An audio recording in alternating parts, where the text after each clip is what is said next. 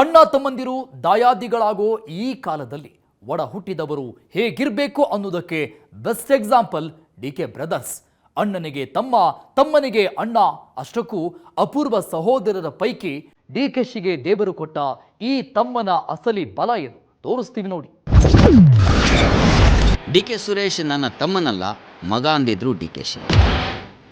DK Shivakumar ಮತ್ತು DK Suresh ಮಧ್ಯೆ ವಯಸ್ಸಿನ ಅಂತರ ಕೇವಲ 4 ವರ್ಷ. ಸುರೇಶ್ ಅವರನ್ನ ಸಹೋದರ ಅನ್ನೋದಕ್ಕಿಂತಲೂ ಮಗ ಅಂತಾನೆ ಡಿಕೆಶಿ ಹೇಳ್ತಾರೆ. ಡಿಕೆ ಶಿವಕುಮಾರ್ ಅವರ ರಾಜಕಾರಣದ ಪ್ರತಿ ಹೆಜ್ಜೆಯ ಹಿಂದೆ ಕೂಡ ತಮ್ಮನ ಹೆಜ್ಜೆಗಳು ಕಾಣ್ತವೆ.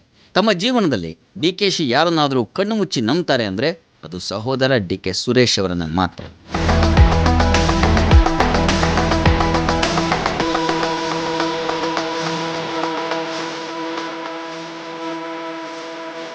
ಡಿಕೆ ಶಿವಕುಮಾರ್ ಒಟ್ಟು 8 ಬಾರಿ ಶಾಸಕರಾಗಿದ್ದಾರೆ. ಸಾತನೂರಿನಿಂದ 4 ಬಾರಿ, ಕನಕಪುರದಿಂದ 4 ಬಾರಿ.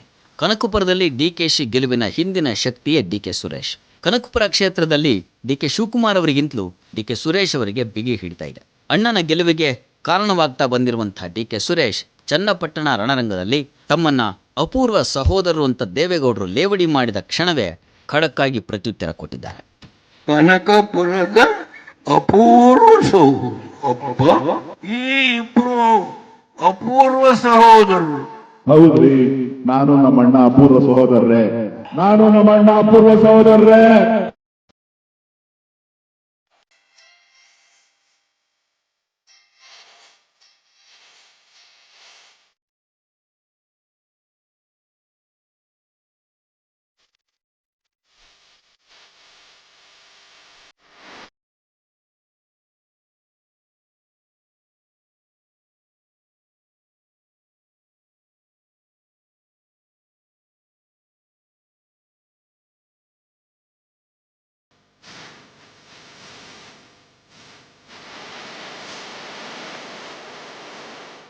ನೋಡಿದ್ರಲ್ಲ, ಇದಾಗಿತ್ತು ಇವತ್ತಿನ ಸುವರ್ಣ ಸ್ಪೆಷಲ್. ನೇರ, ದಿಟ್ಟ, ನಿರಂತರ ಸುದ್ದಿಗಾಗಿ ನೋಡ್ತಾ ಇರಿ ಏಷ್ಯಾನೆಟ್ ಸುವರ್ಣ ನ್ಯೂಸ್.